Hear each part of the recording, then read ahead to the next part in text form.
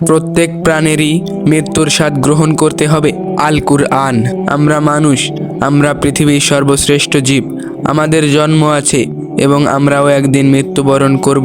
আজ আমি এই ছোট্ট 5 মিনিটের ভিডিওতে আপনাদের বুঝিয়ে দিব যে মৃত্যুর কিছু মুহূর্ত আগ থেকে কবর তমাত নেওয়া পর্যন্ত আপনার সাথে কি কি ঘটে।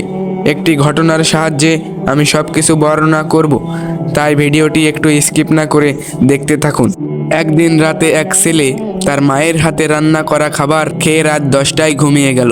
রাতটা খুব ভালোভাবেই কেটে গেল। পরদিন সকালে ছেলে ঘুম থেকে উঠে না। মা তা দেখার জন্য গেল এবং ছেলেকে ডাকতে লাগলো। ডাকার পরেও ছেলে উঠে না। তখন মা ভাবলো বোধহয় অনেক ঘুমিয়েছে, একটু পরে সেনাই ডেকে দেব। তখন মা চলে গেল।